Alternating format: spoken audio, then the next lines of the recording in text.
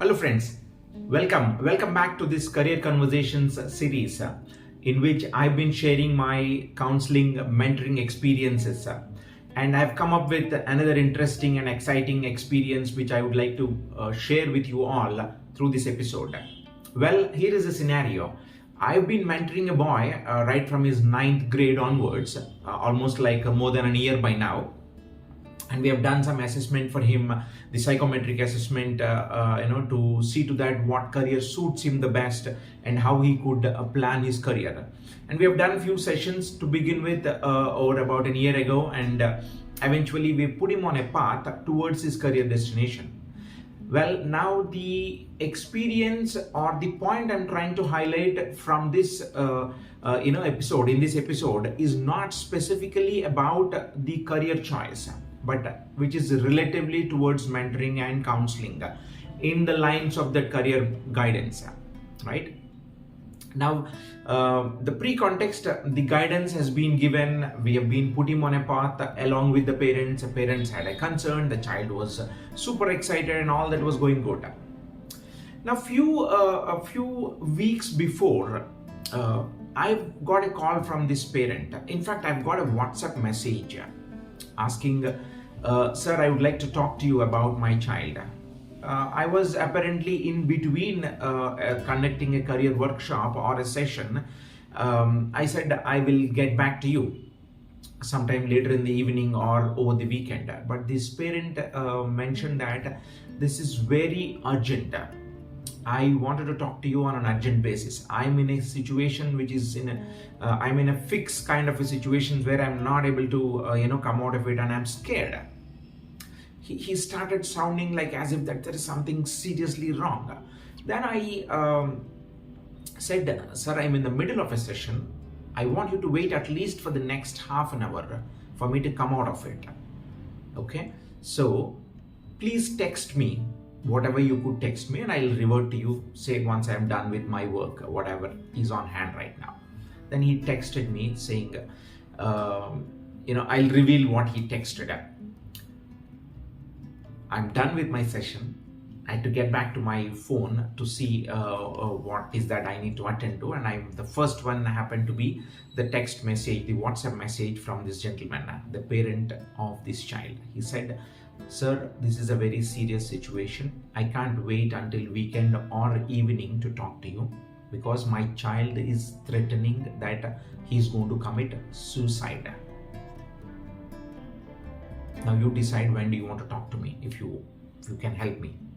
Well, when it comes to mentoring or counseling, we may not deal with sudden situations, sudden scenarios.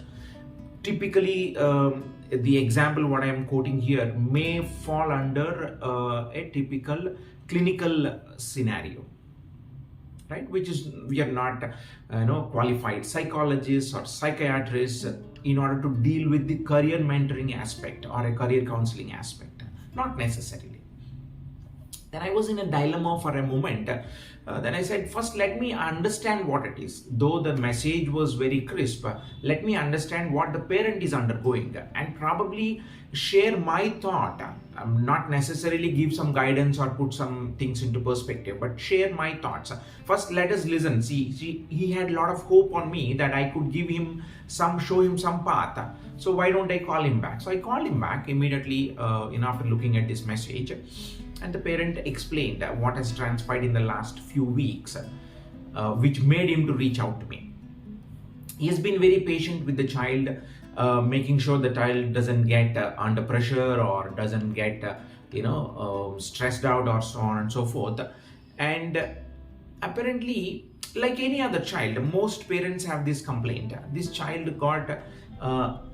is been over consuming the gadgets, the time, the consumption of the time is little way beyond, according to the parent.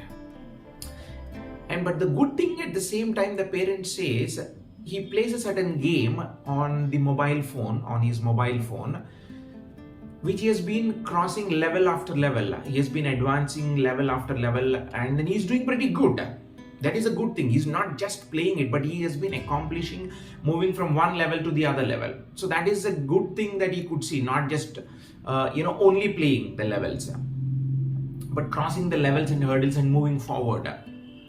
But he has been overusing the gadget. As a result, he is not paying attention anything to the academics or the school work that he is supposed to be doing. Now, when I restrict him not to use it, he has been threatening me that I'm going to commit suicide. If you don't give me the phone, I'm going to commit suicide. This is exactly what the parent has told me. Then this is a little scary. And like I said, it appears to be a little serious scenario, and maybe will be falling typically under a clinical segment, which is not under the purview of me as a mentor or a counselor, which is focused mainly on career. Then I said, I know this boy, this 9th grade school going boy, largely because we have done a personality assessment, and I know for sure that this boy is a very highly, dynamic kind of a personality. A routine, anything that is routine, that bores him. He need a challenge every day. He can woke up to a new challenge, altogether a new challenge every day. So that's a very kind of dynamic, change-oriented, highly creative kind of a person. Very result-focused. Very authoritative, autocratic kind of a mindset. He doesn't want to listen to everybody. He do things on his way. But he does well. He's a very bright child, believe me. And he's academically very, meritorious as well. But of late, the gadget has occupied a lot of space from him. That is the background I had about this child. And slowly I was started asking the parent, how do you deal with your child, you and your spouse, both mother and father, how do you deal?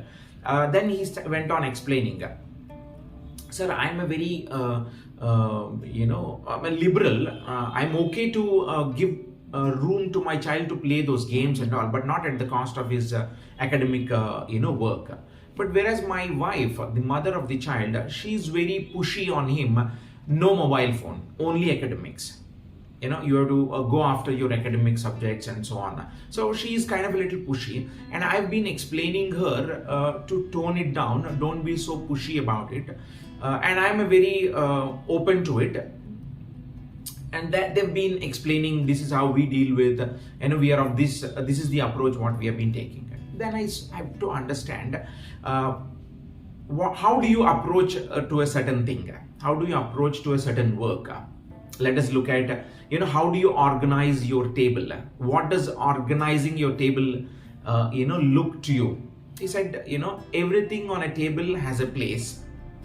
That means, you have to have your laptop in a certain position, you have to have your notepad in a certain position, and you have to have chargers and phone and all that in a specific position. Everything should be looking set in an order.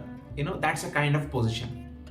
Then he immediately picked up the point and said, when it comes to my son, I look at his table, his study table, everything is disorganized. Sometimes I get scared that there's nothing that I could find from his table, because everything is messy. There's a book there, there's a pencil box, there's a pen over there, there's a laptop or the gadget sitting one top of the other. Sometimes there are some of his clothes, which are on his study table, and it is so messy.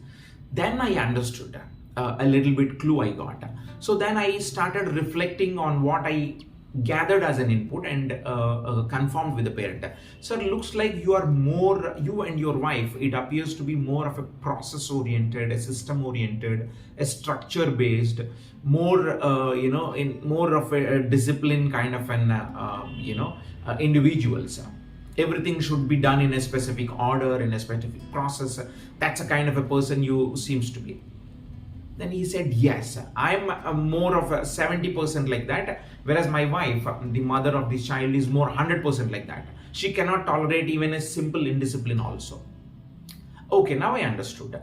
I've given a disclaimer again to the parent. I'm not a qualified personnel to deal with any such psychological or anything that falls under a clinical. But as a fellow parent, as an experienced mentor, and as a fellow parent, I can share my thoughts with you. If that thoughts resonates with you, if you get some clues, probably you could work it out. Then I clearly explained, I have reminded him, your son is routine bores him, order bores him. That doesn't mean that he doesn't want to follow a rule or a regulation. He will follow it, but most of the time he would need a challenge.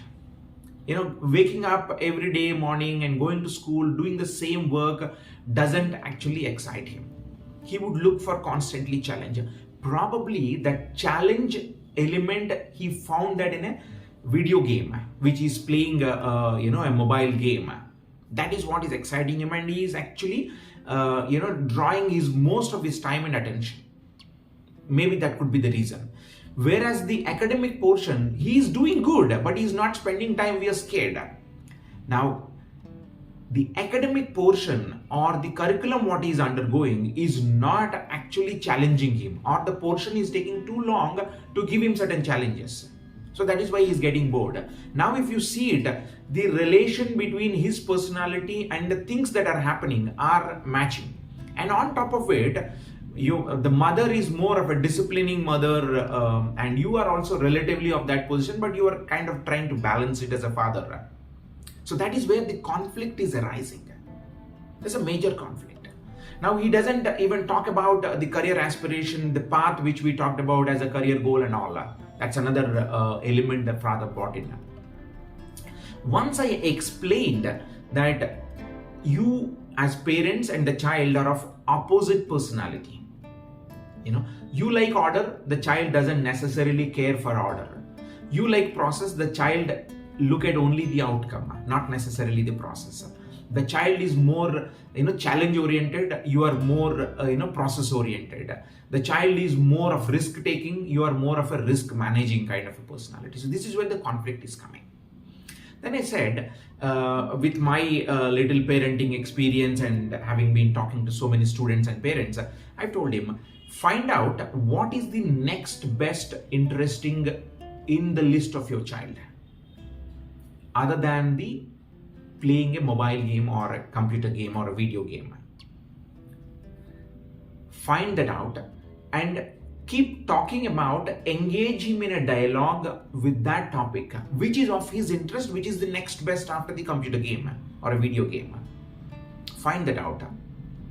Then this parent started thinking, yes, maybe this could help me. So find that out and see if you can divert some of the child's time towards that second best thing. Instead of asking the child to stop video game and start getting engaged in the academic work, in the school work, class work, homework and all that, I'm not saying not to do he will not be engaged in the school work or class work and homework. That's not the point. The point is, first draw him out of that scenario of getting too much engaged into the playing a game. See what is next best. You stop talking about playing a game or forcing him to stop playing a game. Rather, you start a dialogue with the child about the second best interest and then start diverting him slowly, so that he may come out of that, he may start devoting some more time to the second best thing. So that way you are slowly getting him out of that fold. There is a possibility, the likeliness is high, because you are still tapping into the child's the second best interest. This is how the clue I had to give him. And few days, about a week or 10 days later, the parent came back to me and said, sir, that the tip what you have shared is actually working a little over 50%. So I'm able to draw attention of my child. Right? So we literally stopped saying him not to play a game, because he has already threatened us, if you don't let me play a game, I'm going to commit suicide, which is very scary for any parent to be in that situation. Luckily, the tip what I shared, not that this is going to work with every student, every child, and it may or may not work with every parent. Not every parent would be willing to experiment with this. So slowly it actually started giving a little bit of diversion, the time that the child is devoting to a video game towards the second best thing or the third best thing. So that way the parents are also not frustrated, they're still engaged in the dialogue with the child. Well, my friends, The point I'm trying to make here as a mentor or as a counselor, sometimes you have to adjust your style of parenting, your style of mentoring, your style of counseling, which should meet to the child, which should the child should resonate, the child should relate what you're talking about, not that you can go in a unilateral direction and all that. Now, if you see the conflict here, a slow-paced versus fast-paced. The parents are of a process-oriented, system-oriented, structure-oriented, discipline, slow and steady go, risk-managing kind of an attitude. The student is of a personality who's a risk-taking, outgoing, always focused on the outcome, the result-oriented person, wanted to be creative, challenge drives him, challenge motivates him. So opposite personality. So if I were to summarize this whole thing, and the message I want to get out through this episode, through this experience, is a slow-paced, slow and steady wins race versus fast and furious. Right? Slow and steady versus fast and furious. You got to balance it out. Now you may find the parent the other way around and the child, on the other side. It can happen, but not one size does fit everybody, my friends. There are different dimensions, different challenges that in every family, with every child, with every parent. So they have to work out. At least in this case, since the tip worked out relatively to a larger extent, at least the child is no longer threatening because he's been diverted to a different second best thing. And I also told the parent, academically give him such a challenge that which is very difficult for him to accomplish at this level, because the child gets motivated when he was given a challenge, right? When something that you literally go and tell him that, can't you do this? On the academic lines, right? Give him much challenge. So that is another way to look at it. So sometimes a slow, steady process, structure, discipline oriented parent will have a challenge with a fast moving, fast and furious is what they call. All these young boys and girls are fast, moving. Most of them, we all have challenges as a fellow, and as a fellow parent, I'm talking this, as parents, we all have this challenge. So balance that when we are actually diverting our children, when we are actually making sure steering our child towards their career goal or their career aspiration. So it is very important sometimes as a mentor or as a counselor to play that role, to play that consulting role to the parent and child, so that they don't let you don't let them fall apart from the path what they have chosen. But it is not a one session or a one conversation or a one-time effort. It's a constant. That is why I keep calling mentoring is what is required for a child. Counseling you could look at as 1 or 2 sessions and then get it over. Mentoring, an informal relationship with the child over a period of time, which will help largely in accomplishing their career aspirations. So balance between that slow and steady versus fast and furious. So then things would go in a right direction. Well, I hope that experience, that scenario, some of those tips what I shared with this parent did work, and I'm sure it would resonate with you, and you would have your own perception and then pick up some clues from these, even if you foresee such a certain scenario in your own with your own child, with your own near and dear, or you see somebody coming up with this scenarios in your friend circle, family circle. Maybe this is going to help you, and I'm sure it is going to help for a mentor and as a counselor on how do we deal with it. Thank you so much for listening and watching these episodes, and I'll come back with another experience. I'll come back and share another experience sometime soon. Until then, do take care. Thank you.